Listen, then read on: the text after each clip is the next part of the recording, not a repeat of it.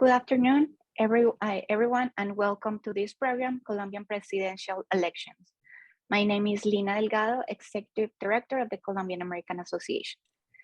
The Colombian American Association is the first binational chamber of commerce for Colombia, established in the United States. We're a private, non-for-profit business organization founded in 1927 in New York. The association purpose is to create a great knowledge and understanding of Colombia. We seek to disseminate up-to-date information on economic, financial, and political matters, and to promote commercial and cultural ties among the people of the two nations. In today's webinar, we will analyze the results of the first round in Colombia's presidential election, in which Gustavo Petro and Rodolfo Hernandez captured the top two spots toward a runoff on June 19. For this lively discussion, I am pleased to welcome our panelist, Silvana Amaya, Senior Analyst, Global Risk Analysis at Control Risk, and our moderator, Alejandro Rincon, who is the International Correspondent for NTNT 24 and RCN International. Thank you, Silvana and Alejandro, for accepting this invitation to be part of this program. Also, I want to thank everyone who is virtually attending, and I hope you enjoy the event. Alejandro, the floor is yours. Lina, thank you so much, and thank you everybody who's joining us today as we're trying to make sense, go a little bit deeper, try to understand a little bit more about what has happened in our Colombian presidential elections. It is truly a unique moment that we're living as Colombians, as a democracy. And this is a very particular moment in history where we see the Colombian electorate send very particular messages, very important messages. And it is the purpose of our conversation to define some elements, some topics. So as we are trying to really understand and move forward and see what lays ahead. So my first idea and proposal for to you, Silvana, is try to go through the first topic, which would be, in this case, what do you believe was particularly broken in this first round of presidential elections?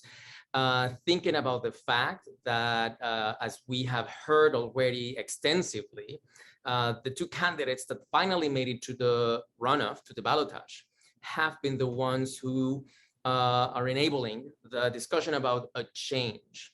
And that said also, what was broken in the sense of what we had seen before in other presidential elections? Is this a new electorate, yes or no? Let's begin with that. Was something in particular that was broken, yes or no? How do you see this result that we had last Sunday? Well, thank you. And first of all, thank you for the invitation, and thank you to Lina and Alejandro for having me here.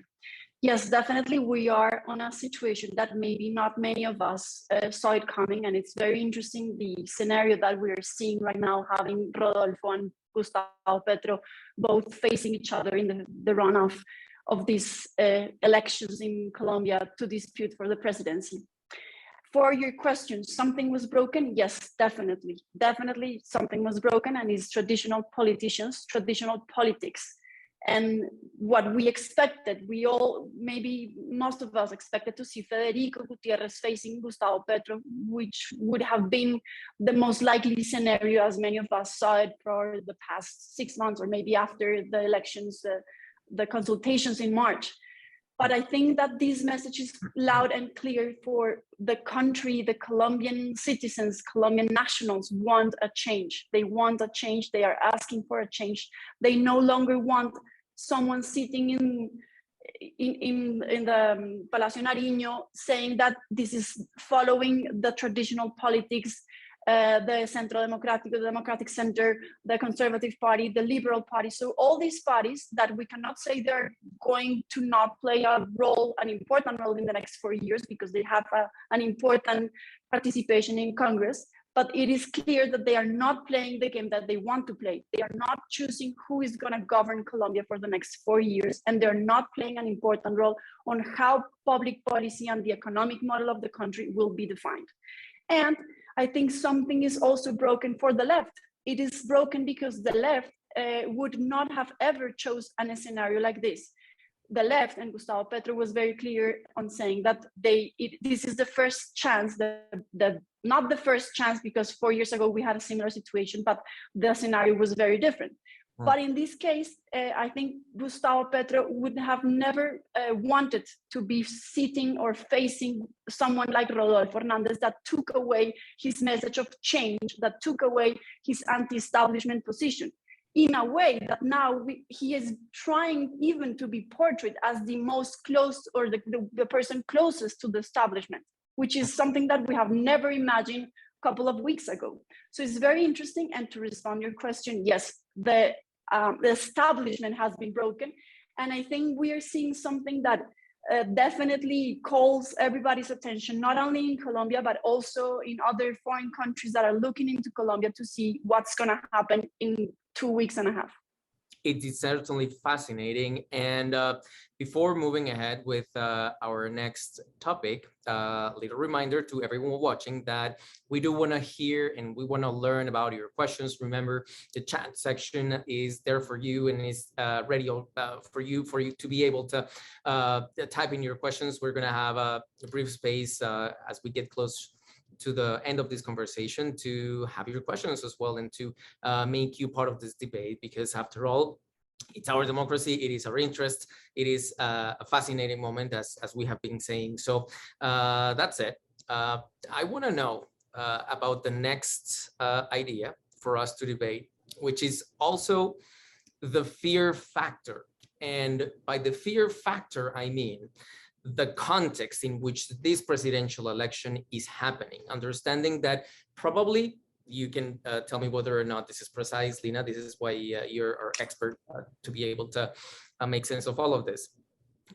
This presidential election, different to others, is heavily marked, or it happens under the shadow of a regional context which Colombians are not 100% away from. Colombians, for many reasons, the context, what they have been living inside in the country, they are aware about how important our position as Colombians, our position as a nation is growing in importance, not only as a balance of geopolitical context, political balance, but also the relationship with the United States. In these ever-evolving dynamics that we're facing, there are some who would agree with the idea that Rodolfo Hernandez is growing as a possible next president of Colombia, because there is a huge fear factor into Colombia, whether or not turning definitely towards the left, in particular in the context that we're living. So that's it, the fear factor into, or as a way how Colombians are deciding their vote right now. Is it appropriate to talk about it? How do you see it? Great question, Alejandro. I think it's interesting because, I mean, we have to take a step back and understand what happened with the numbers. So first, Gustavo Petro got 8.5 million votes. He got more votes than what he achieved in the last election in the second round when he faced current President Duque. So approximately 500 more votes than on that specific occasion. And Rodolfo Hernandez got approximately a little bit less, under 6 million votes. And Federico Gutierrez got a little bit over 5 million votes. So what happened here is that some of the people, and the people who voted for Gustavo Petro, really want the change and are not afraid of the left. They are not afraid of the changes that Petro is proposing. They are not really seeing this as a possibility of the country changing towards something that might be the unknown of the left, and they are not buying this idea of Colombian turning in something similar to Venezuela. But when you take the other votes, and let's assume that we can actually add these 6 million plus 5 million, and we have 11 million people. From these 11 million people, you can separate different aspects of how people actually voted. So for instance, some people do like Rodolfo. They like his character. They like the anti-establishment that he represents. They like the discourses he's giving towards finishing or ending or fighting corruption. Corruption is one of the main topics that Colombians are worried about, and you can see that in all polls. That is reflected in the polls. Colombians are tired of corruption, and that message and the way that he easily connected to the people actually has an impact on how his image has grown. And from those 6 million, you can say that most of these 6 million actually like him. Now let's take the 5 million that voted for Federico Gutiérrez. From those 5 million, you can say they actually like the status quo. They actually like the politics as they currently are, and they support someone supported by all the main traditional parties. And let's again remind the audience that we have Conservative Party, Liberal Party, and everything in between supporting someone like Federico Gutiérrez in the first round. But those 5 million are actually afraid of Gustavo Petro. So it's almost certain to say that from those 5 million, no one will support Gustavo Petro. I'm not saying that immediately you can say that all those 5 million are going to vote for Rodolfo, but it's very unlikely that anybody of these 5 million will vote for Petro. So in this sense, you have the against vote. In Colombia, in the second round, it's very typical to hear, I'm not voting for him, I'm voting against that person. Mm-hmm. And they are afraid of the left, because you cannot forget about the background that this country has. Colombia has been traditionally a country that stands in the right wing, in their conservative, both economically and in the policies, in the public policy sphere.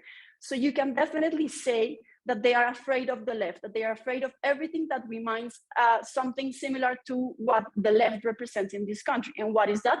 Guerrilla groups. We have had conflict in the country since the 1950s of FARC, ELN, and other groups that represent the left. So that connection is unavoidable for many Colombians, and this is why fear does exist and is very powerful. There is a very special element of this last part that you're mentioning, which I'm going to tell you the truth. I personally believe part of the reason why we're seeing this context that we're seeing is because really in the, let's say, really in the bottom, really in the root of what we as Colombians are, what is Colombia as a society, lays a very conservative society, highly mediated by, you're going to think it's funny, but it's not, the Catholic Church. There is a reason why we're called El País del Sagrado Corazón, the Sacred Heart country, meaning that also in our politics, it tends to be a very, very conservative nation, very deep in the background. And that I believe, you might, Lina, Silvana, correct me whether or not I'm kind of a bit crazy right now, but I think that really in the rural areas, in those areas that mobilize a lot of voters, but really in our roots, there is a very conservative society. And that also propels, in a way, candidacies like the one of Rodolfo Hernandez. Thinking, I want and maybe an extra comment on this, what I just mentioned, but now moving also forward to something which I think it's particularly interesting, and it tells a lot, after all, about where might Colombian politics be going. We're talking about a candidate that snatched the second position as someone who's branding himself as the TikTok king. So what the heck? Well, yes and no. I agree with you that we are a conservative country, that we are, and the basis of our culture is the Catholic Church. Christianism is important, and that rules some of our cultural aspects. But we also have some aspects of our culture that are progressive. And you cannot forget the changes that have been sort of being delivered to the country through the Constitutional Court. Just to not go very far from this time, recently the Constitutional Court approved abortion until the 24th week, and that made a huge impact on the society. But if you, for instance, and I think people like comparisons, if we compare Colombia to Chile, I believe Chile is a bit more conservative than Colombia, and they just chose a president from the left someone that is disruptive and that is not having a great time because his popularity and his positive image is decreasing very fast. But in that perspective, Chile, that is a bit more conservative, a bit more religious than Colombia in certain ways, is not that afraid of the left. But in Colombia, this has another level of, I would say, is not exactly connected to the way that we as a society are conservatives, but it's more about our historical context. And it's what I just mentioned about the guerrilla groups and the conflict, the internal conflict that we had. And again, I think that having Venezuela as our neighbor, having suffered or having seen how they suffered and having gotten so many immigrants from Venezuela makes the feeling about how or what we could expect from a left-wing government so real that this country has never actually considered that as a real possibility. And this is what we are seeing here, that no matter who is going to face Gustavo Petro, that person will get the support of many people that don't like Gustavo Petro and don't want Gustavo Petro governing the country. But I think it is also important to say that it would not be the same scenario if the person who will be standing against Petro will be Federico Gutierrez, because there is also, and coming back to your first question, something that is broken is that tiredness, that people saying, we don't want this anymore. We want to break this with the traditional politicians, and Federico Gutierrez represented that. And then going back to the second part of the question, yes, he is the king of TikTok, and I think he has become a revolutionary 77 years old man being the king of TikTok, which is the social network that most of the users are between 18 and 22 years old, and he has connected to them. And this is something that you might say it is outrageous, or you just might say it is surprising. Is quite interesting because you see how young people connected with Rodolfo, how Rodolfo has developed or delivered a very simple campaign using very simple language and just not even wasting or spending much money on the campaign. He just have referred on very simple messages, and he got to be the king of TikTok, but also the king of connecting to people and getting the messages to the next level. And he doesn't need to do more than that. And he proved us that.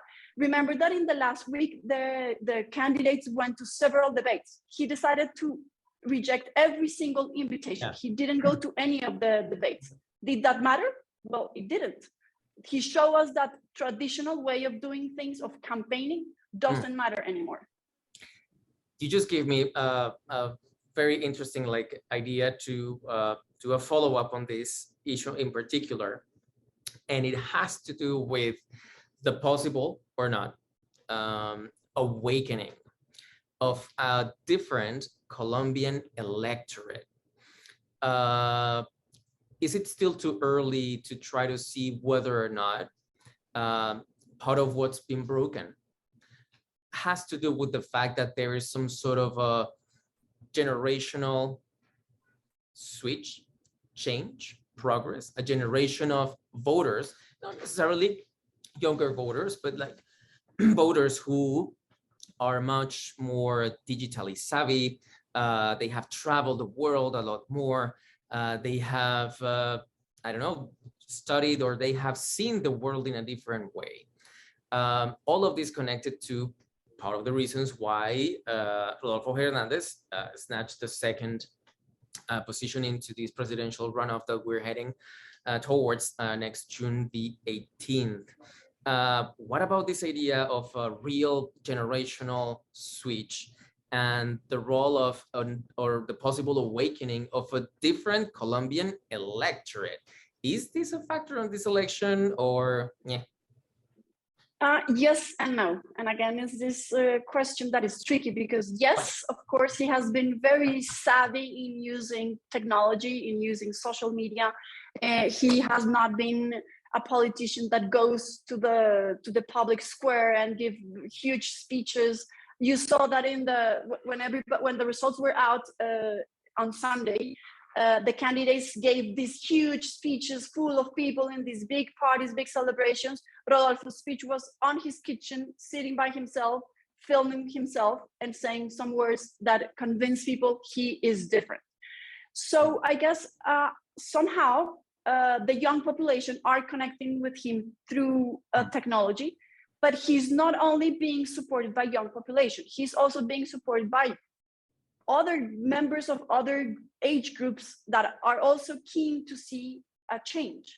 So this cannot be reflected or analyzed only on this perspective of use of technology usage. This has to be understood as everybody or many Colombians are saying we want to change. And the fact that he uses that simple messages, that simple words, he's not a person that says fancy words or, you know, that all those speeches, technical speeches that even Petro does that sometimes, and some people just lose interest of what he's saying. Rodolfo, for that matter, is a genius of communication, and he's being very well advised on how to use simple words, how to connect to people. So I guess the generation gap does play a role, but it's not completely relevant to what we're seeing right now. I think we have to see the bigger picture and see that age matters, technology matters, but other things also matter. By the way, we have been talking a lot, of course, about the phenomenon to try to explain or make sense whatever happened with Rodolfo Hernandez. But of course, we have to see and try to make sense, of course, that a part of what's been broken, what's changed, is, of course, how solid and how important to millions of people in Colombia have turned, like the proposals by Gustavo Petro, regardless of his history, regardless of who he has been close with or to, or regardless of many aspects that can be considered as controversial, but for better or for worse, he has connected also with definitely like a big part of the Colombian population. In that sense, let's go a little bit deeper into where does the left in Colombia stand? Left or far left? Is it an evolving left?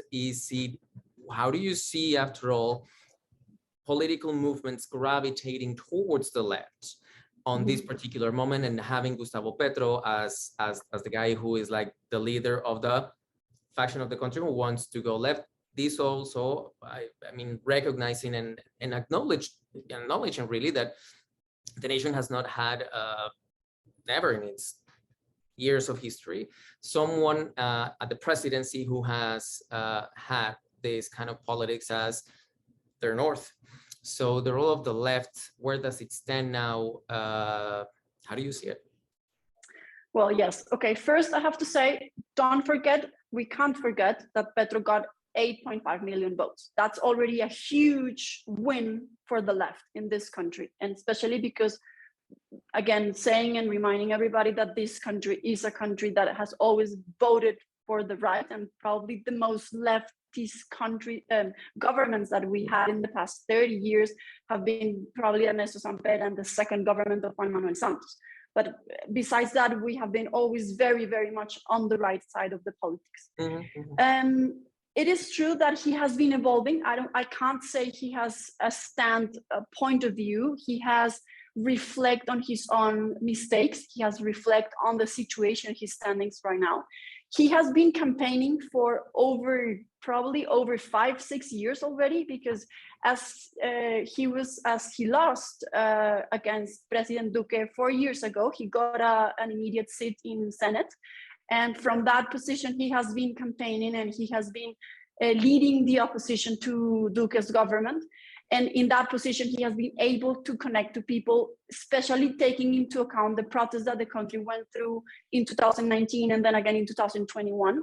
Those protests were somehow a momentum that he took advantage of to connect to people, to send the message that the country wanted to have a change, and that he represented that change. The problem is that he didn't see it coming, that specific campaign slogan could be taken away so easily by someone that represents even a bigger change or a better change for some people than him, that is Rodolfo Hernandez.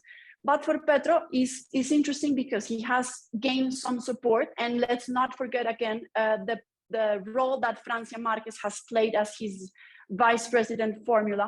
She has also portrayed the left in this new way of a woman, and she represents minorities. She has been a victim of the conflict. She's new, she's fresh, she's being liked by many women, but also by many people that recognize her as a victim and that can sort of connect with her. And again, it's important to see as well the results that the historic pact, his party, his movement got in the Congress elections. He got very good representation, and no matter if he wins or loses, he will the historic pact, the left, will play a very interesting and important role on the next 4 years of policy agenda, because they have not a majority, but they have a really good number of seats in Congress. While on the other hand, and this is important to point out, that Rodolfo does not have a Congress. He only has 2 representatives on the lower house, and his stance is very weak toward Congress. So this will make governability very hard for Rodolfo Hernandez, which on the other hand for Petro will be actually much easier to bring key reforms through Congress that he will be able to do, especially if he gets to do some agreements with other parties in the case that he wins. So it's interesting to see the both perspectives. And like you said, and another point, another important point to make is that his rhetoric, his messages have been going towards the center in the last couple of weeks. And I think we will see that from now until the 19th of June, when the next election will be celebrated, because he wants to attract the vote of the center. Even though Fajardo only got 800 votes, he wants those votes for him. He needs at least 1.5 million votes, and he knows that the easiest he has is to attract those 800 votes that Fajardo got in the first round. So he needs to bring the ideas a little bit towards the center and not to the left, to the far left, so that he can convince people that he will be the change in a less dangerous way than Rodolfo Hernandez. All of those are definitely up for grabs right now. Pretty much, it's an uncharted territory for them, and right now, part of the elements that definitely will decide the ballotage, the election, will be definitely what are those voters going to opt for? Who are they going to support? There's a couple of elements that I think are super important on the context of this election.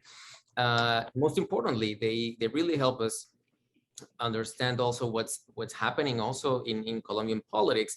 And there's also a very fascinating element for me to see, which is the role of women, and thinking about women for one part, but at the same time, representation. Here in politics in the US, we talk and discuss a lot about how representation matters.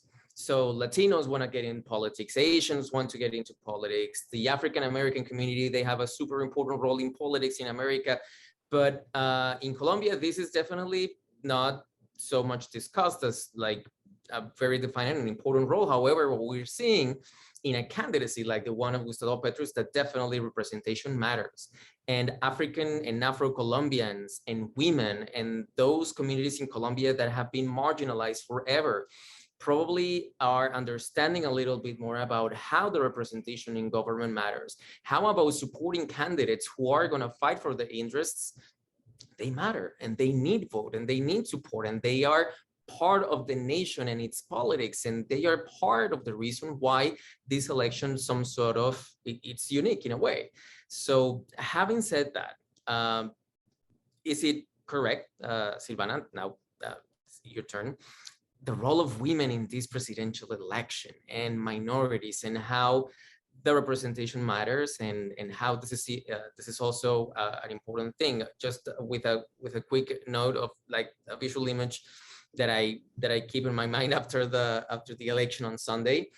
People in Bucaramanga were ecstatic about Hernandez winning, and they started dreaming having a president from Bucaramanga. So that precisely is the kind of representation that I think could help us understand how important it is, the role of women and the role of minorities, and how probably they're understanding a little bit more that participating, that voting, also thinking about that this last presidential election, that's this Sunday, sorry, we had the lowest margin of abstention, which is still very high. It was like around 45%, like what the hell, but still it got reduced. So that means there are Colombians who probably didn't care as much, but maybe they are now. And part of that has to do with women and minorities.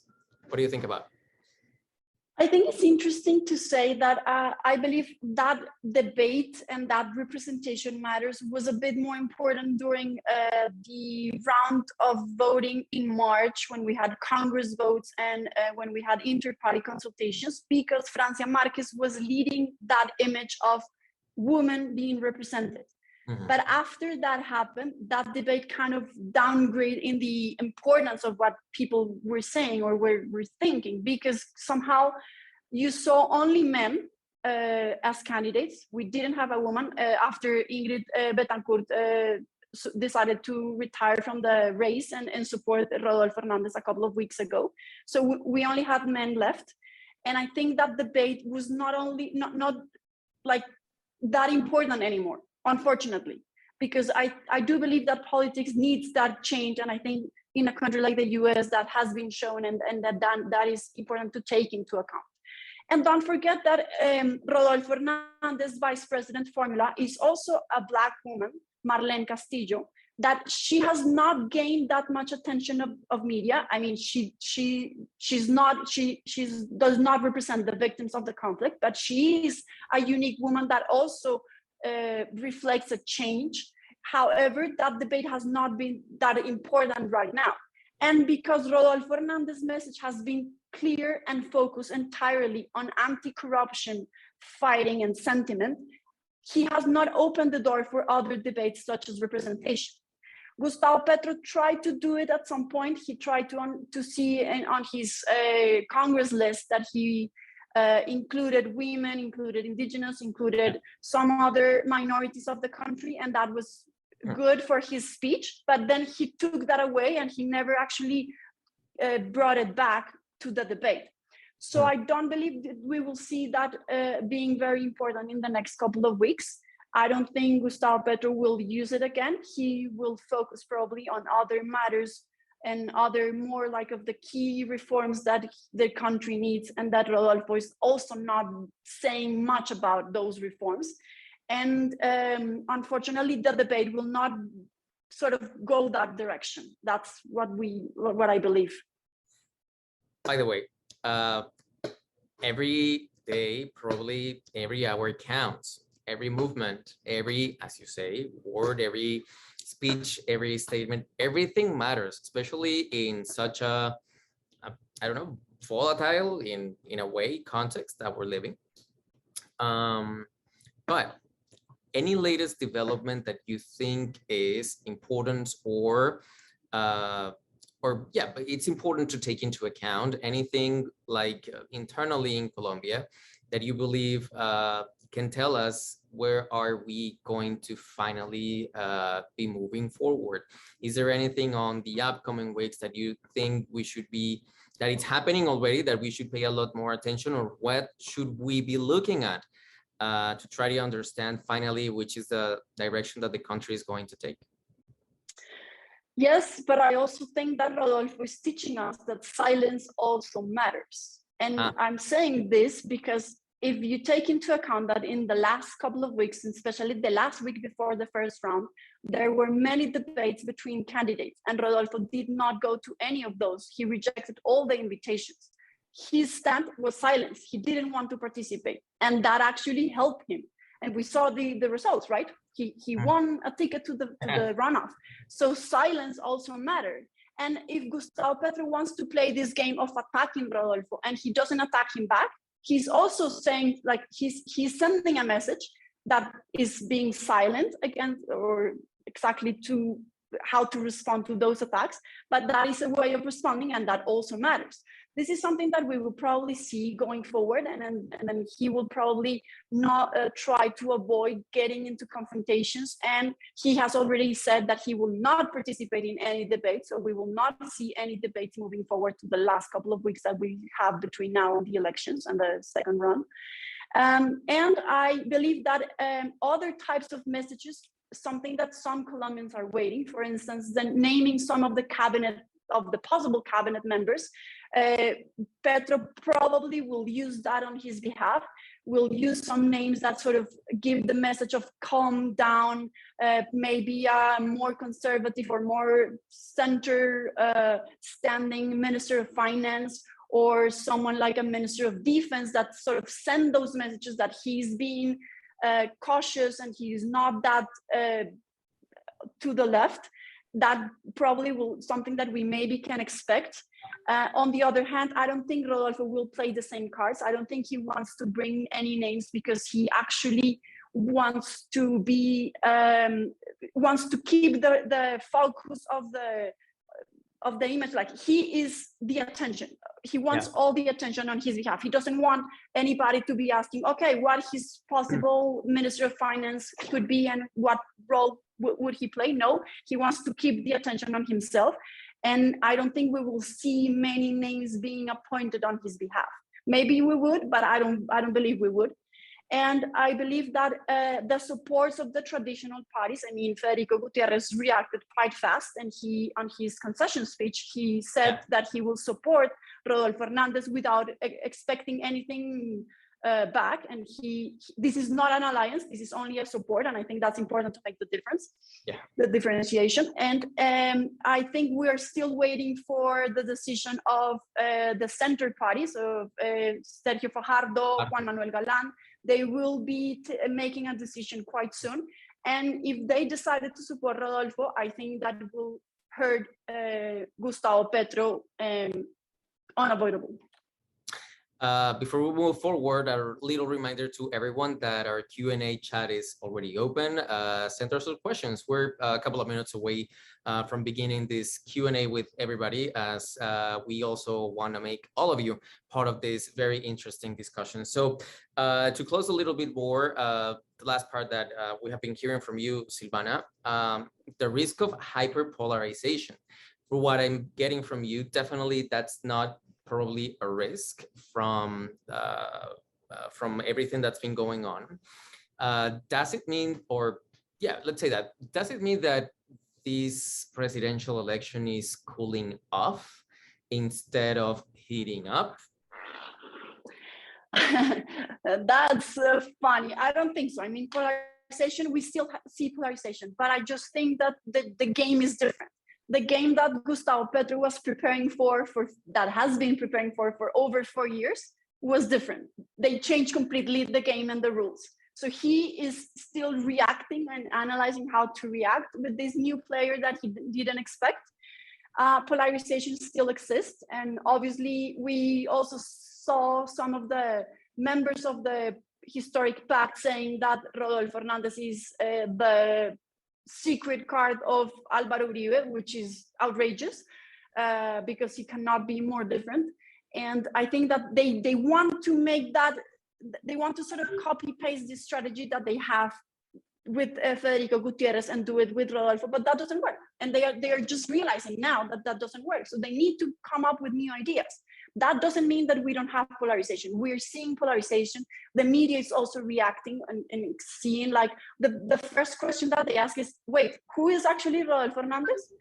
Who is actually this person that we might have as our next president? So many of the questions are being asked are exactly who that person is.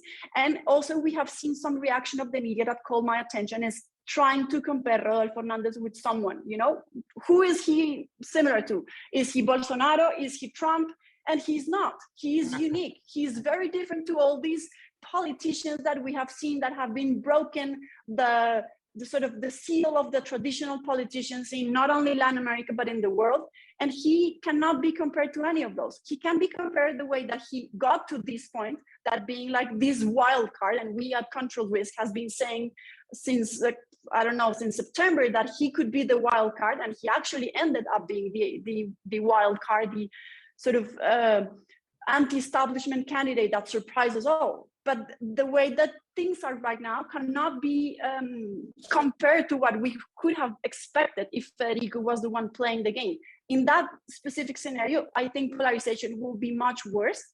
And I think we could expect also reactions of people denying the outcomes of the elections.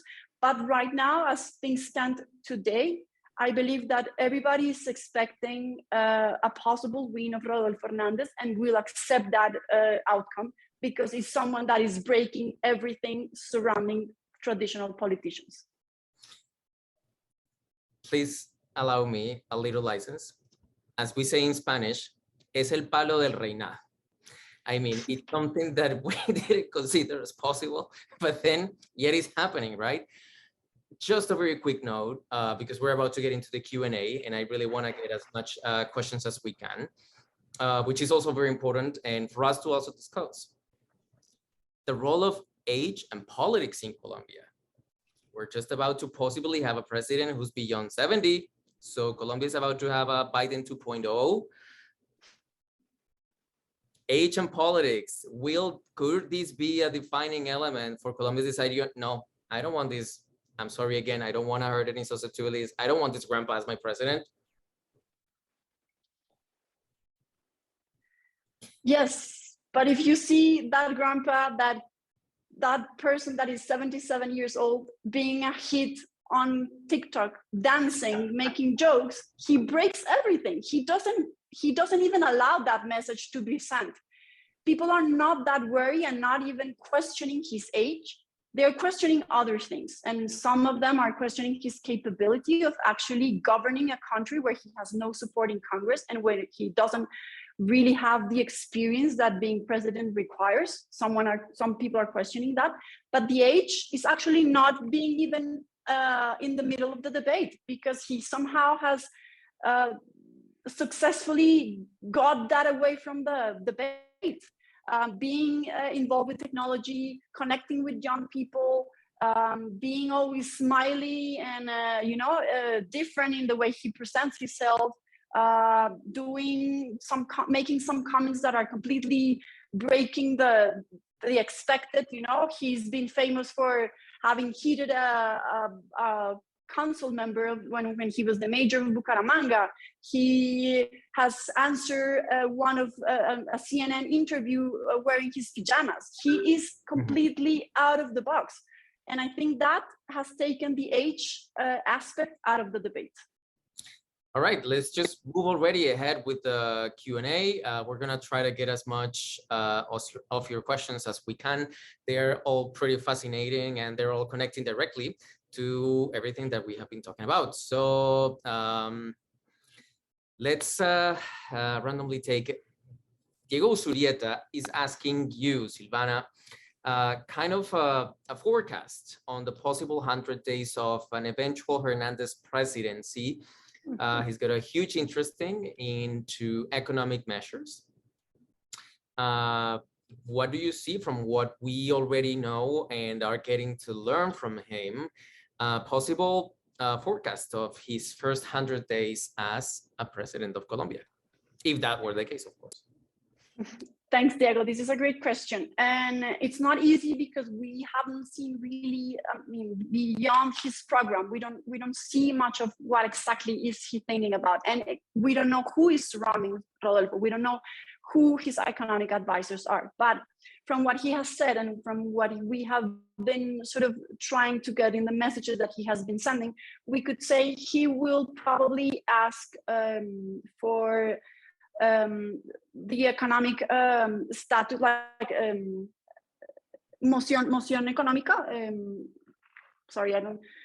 So this right. Special legal position that gives him and allows him to send decrees that has the same weight as a law to intervene the economy. We have heard that he will protect the national agriculture by imposing some tariffs to export products, because he's seen that the country is going through very harsh economic circumstances, and that will probably sort of give you an idea on how his economic agenda will be, especially for the first 90 days. And it will be very important who he appoints as his own Ministry of Finance. He has once said that he will himself take that role, but I don't think he will sort of continue with this idea. I think he will definitely appoint someone, and that will give us some ideas of how he actually will move forward with this. He knows he has a very difficult relation with Congress, not only because he doesn't have Congress support right now in the elected Congress, but because he has been calling them corrupt in the last couple of months. So that being said, is rare, or is very difficult that he can establish a good relationship with them. But it depends as well on how he will sort of negotiate the supports right now, and if he will touch upon Congress and gain some support.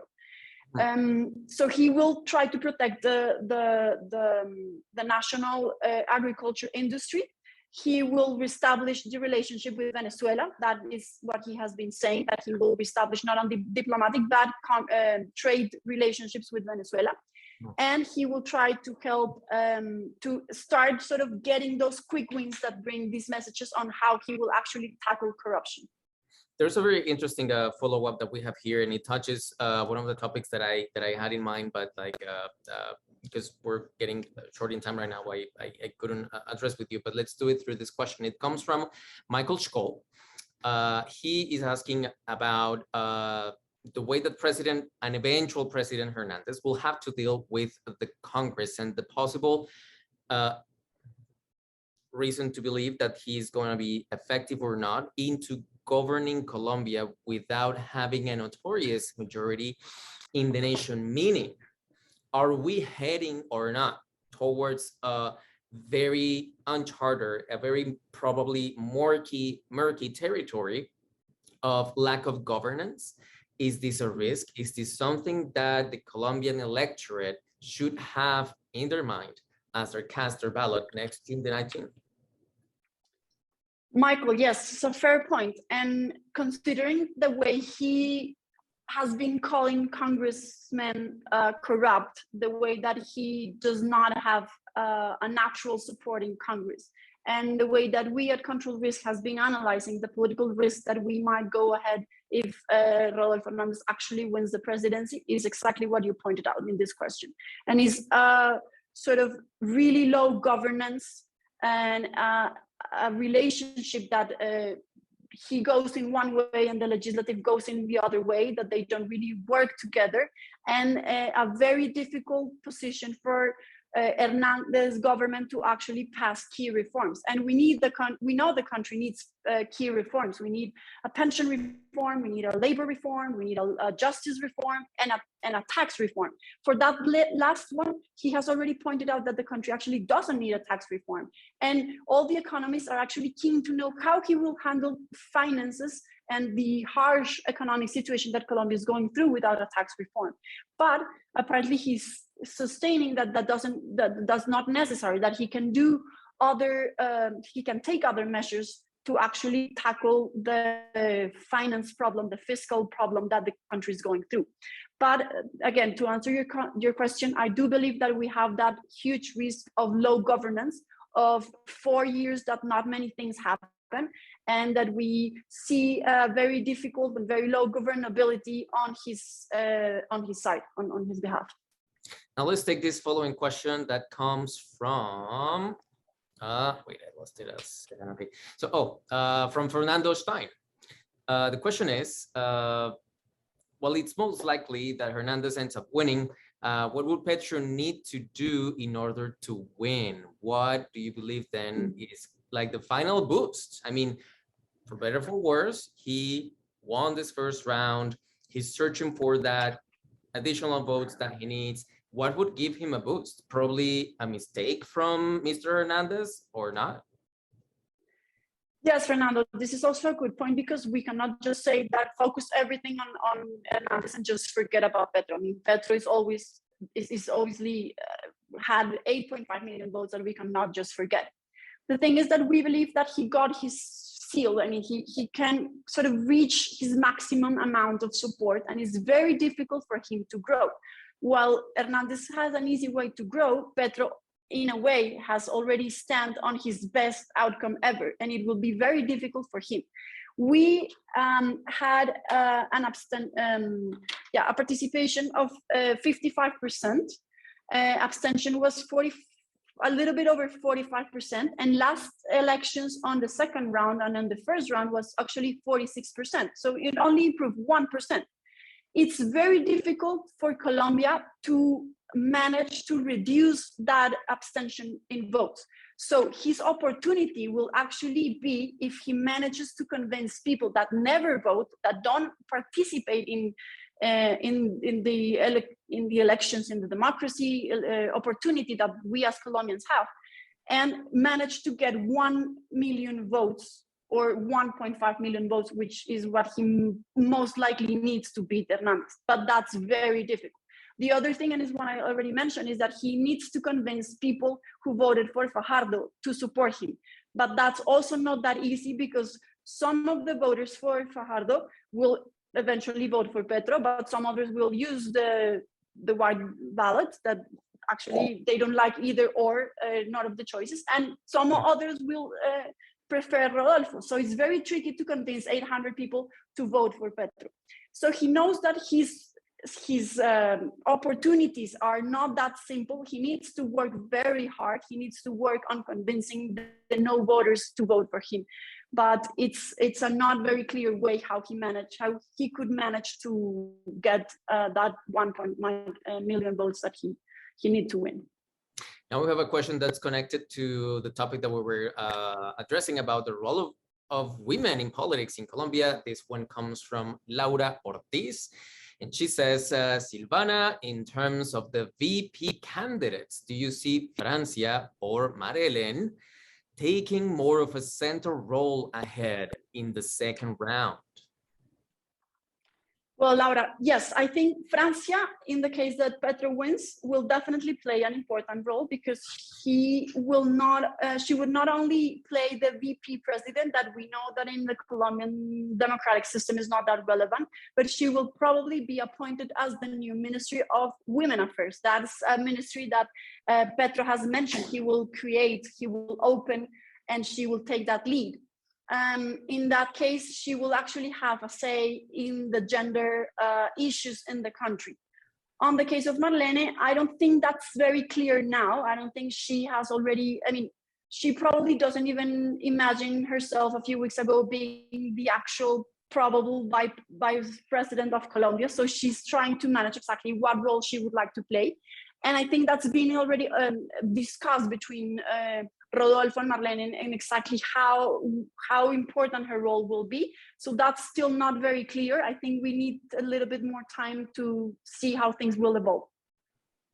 Now we have another, which is an interesting one. This didn't get a name in particular. This is someone who didn't leave his or her name, but I think it's important to include it in part of the discussion, and that has to be with the kind of reaction that we can possibly oversee if Mr. Petro, being the one who was the winner of this first round of elections, in the end does not make it to Casa de Nariño. Could we foresee unrests, division, tension? Is it difficult to oversee? Well, let's not forget that whoever loses will get an immediate seat in Senate. The president, I mean, the candidate for the president will get a seat in Senate, and the vice president in the lower house. So they will definitely play a role in leading the opposition in Congress. I believe that it will depend on the margin of votes that eventually, if Rodolfo wins, how big that would be. If it's, let's say, suppose between 50,000 and 200,000 votes, I believe it's going to be tricky, and it's going to be a bit more closer to a possible reaction of not recognizing the results. But if it's by a bigger margin, it will be easier for, or it will be more likely that Petro recognizes the results and does not sort of question the authenticity of the election outcomes. I would say that if the case and the scenario that we are seeing right now would not be Rodolfo, but Fico, and Fico won the election, then we have forecasted in our work and our analysis at Control List that we will have an immediate response of civil unrest. But that's not the case of Rodolfo, because as Rodolfo being an anti-establishment, that kind of changes the entire environment of how the people will react. So it's less likely that we will see some unrest, it's less unlikely that we will see someone challenging the elections, but we cannot definitely say that this is out of the picture. I think we still have a couple of minutes for a final question that we're gonna take from Mr. Ciro Espinel, and he's asking us about the pending legal matter that Mr. Hernandez has against him. It is a pending legal matter that could probably he could be found responsible of wrongdoing in the garbage handling scandal. So this pending scandal against him could affect in any way his current candidacy. Could that be the factor that actually takes away a substantial part of the vote? Yes, Ciro, this is actually an important topic. I mean, the case of Vitalogic, which is what you are referring to, which is on a stage of open trial by the Colombian legal system, will happen soon. The thing is that the process just started, and for him to not be able to, I mean, if he wins, and considering that that's the case, if he wins and he gets to be guilty of this, he will be declared guilty on this corruption case of Vitalogic, he will not be able to assume the presidency. But that's very unlikely to happen considering the times. So he would not have any protection like the protection that a president has, the immunity that the president has, if the trial and if the result of the trial happens before he gets he assumes power in August.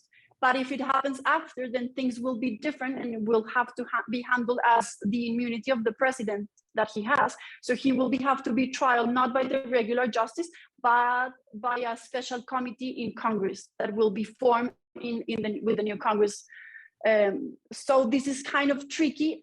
We don't think that this will actually matter. We believe that there is no interest, not political interest, that he will get declared guilty of this process. So in a way, we believe that this is something that we have to be cautious and definitely need to sort of follow up on what's happening. But we don't think that's going to be the deal breaker. Okay, and I think we probably have space for a last one, which is coming from Mr. Christian Merle. And he's asking about the support that Mr. Hernandez has declared towards the agricultural sector in Colombia, which is huge and of a massive importance for us Colombians and the nation. So the support of the rural communities and everything, how do you see that playing a role into the upcoming election? Yes, Christian. Well, he has mentioned that he wants to support the Colombian field, the Colombian agriculture industry. He wants to be sort of move towards protectionism. He wants to take some of the measures of sort of put some tariffs that protect the Colombian products against the foreign products. He wants to renegotiate some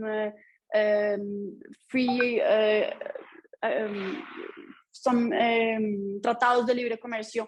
And then I do believe that will sort of make a change in the way he sort of puts the policies towards protecting agriculture. And in the campaign specifically, I don't see many things sort of happening because Petro has a very similar policy towards agriculture. And I think that's one of the aspects they are very similar in this regard. So I don't think that this will play an important role in these last couple of weeks of elections before, or campaigning before the elections. Well, thank you so much, Alejandro and Silvana, for this very interesting conversation.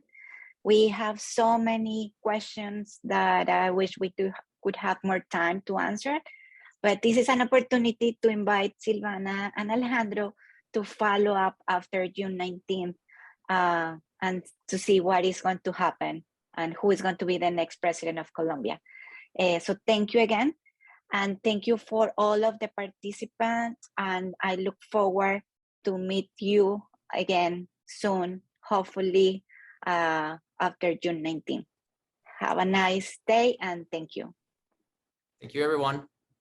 Thank you.